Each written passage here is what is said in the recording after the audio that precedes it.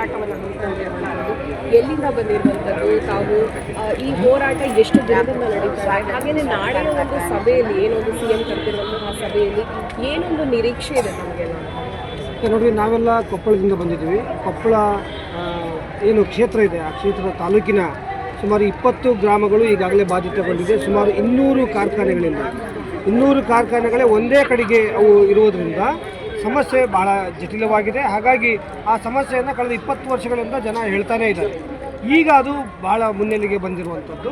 ಮತ್ತು ಕೊಪ್ಪಳ ಮತ್ತು ಭಾಗ್ಯನಗರ ಅನ್ನುವಂಥ ಮಹಾನಗರ ಮತ್ತು ಜಿಲ್ಲಾ ಹೆಡ್ ಕ್ವಾರ್ಟರ್ ಒಂದೇ ಕಿಲೋಮೀಟರ್ ಏರ್ಲೈನಲ್ಲಿ ಇರುವಂತಹ ಈ ಏನು ಬಲ್ಡೋಟ ಕಾರ್ಖಾನೆ ಸ್ಥಾಪನೆಗೊಳ್ತಾ ಇದೆ, ಇದು ಸುಮಾರು 54,000 ಕೋಟಿಯ ಹಣದಲ್ಲಿ ಆಗ್ತಾ ಇರುವಂಥ ಬೃಹತ್ ಕಾರ್ಖಾನೆ. ಅಂದರೆ 10.5 MTPS ಪರ್ ಇಯರ್ ಆರಂಭದ ಒಂದು ಹಂತದಲ್ಲಿ ಆಗುತ್ತಾ ಇರೋದ್ರಿಂದ ಇದು ಬಹಳ ದೊಡ್ಡ ದುಷ್ಪರಿಣಾಮವನ್ನು ಬೀರ್ತದೆ, 100% ಸಮಸ್ಯೆ ನಿರ್ಮಾಣ ಮಾಡ್ತದೆ ಅನ್ನುವಂಥ ಆತಂಕ ನಮಗಾಗಲೇ ಇರುವಂಥದ್ದು.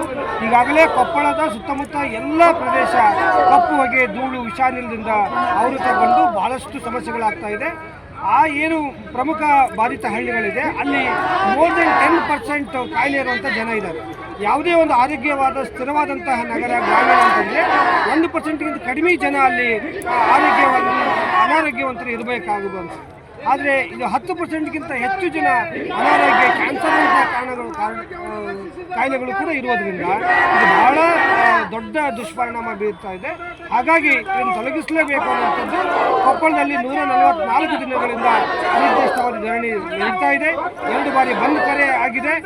ಇದು ಇನ್ನೂ ಮುಂದುವರಿತಾ ಇದೆ. ಇವತ್ತು ಸಾಂಕೇತಿಕವಾಗಿ ಬೆಂಗಳೂರು ಫ್ರೀಡಂ ಪಾರ್ಕಲ್ಲಿ ನಾವು 1 ದಿವಸ ಪ್ರತಿಭಟನೆ ಮಾಡ್ತಾ ಇದ್ದೀವಿ.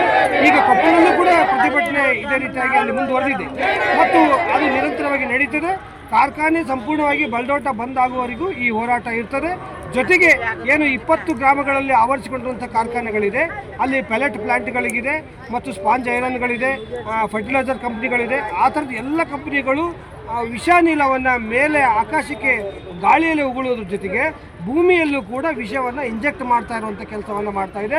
ಅದು ದೊಡ್ಡದಾದಂಥ ಒಂದು ಮಾಫಿಯಾ ಇದೆ. ಯಾಕಂದರೆ ಅವರು 15-16 ಫೀಟ್ ಗೋಡೆಗಳನ್ನು ಕಟ್ಟಿಕೊಂಡು ಒಳಗಡೆ ಏನು ಮಾಡ್ತಾ ಇದ್ರು ಅಂತೇಳಿ ಯಾರಿಗೂ ಗೊತ್ತಾಗ್ತಾ ಇಲ್ಲ.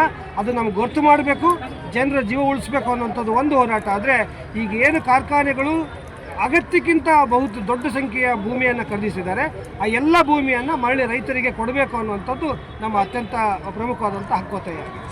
ಸರ್, ಇಲ್ಲಿ ಸಾಧಾರಣ 200 ಇಂಡಸ್ಟ್ರಿಯಲ್ ಕಂಪ್ನಿಗಳಿರುವಂಥದ್ದು ತಾವು ಹಿಡಿದ್ವಿ. ಅದರಲ್ಲಿ ಪ್ರಮುಖವಾಗಿ ಬಲ್ಡೋಟ ಹಟಾವು ಅನ್ನುವಂಥದ್ದು ಮೇಜರ್ ಆಗಿ ಹೆಸರು ಕೇಳಿರುವಂಥದ್ದು ಯಾಕೆ?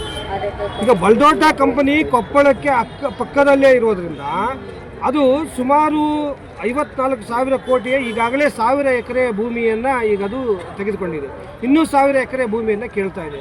ಕೊಪ್ಪಳ ಮತ್ತು ಭಾಗ್ಯನಗರ ಏನಿದೆ ಜಿಲ್ಲಾ ಹೆಡ್ ಕ್ವಾರ್ಟರ್ ಮತ್ತು ಅದಕ್ಕೆ ಅವಳಿ ನಗರ, ಇಲ್ಲಿ 1.5 ಲಕ್ಷಕ್ಕೂ ಅಧಿಕ ಜನ ಅಲ್ಲಿ ಜೀವಿಸ್ತಾ ಇದ್ದಾರೆ. ಈ ಕಾರ್ಖಾನೆ ಬರುವುದರಿಂದ ಏನು 200 ಕಾರ್ಖಾನೆಗಳಿದೆಯಲ್ಲ ಅದು ಮಾಡುವಷ್ಟು ಪೊಲ್ಯೂಷನ್ ಇದು ಒಂದೇ ಮಾಡ್ತದೆ.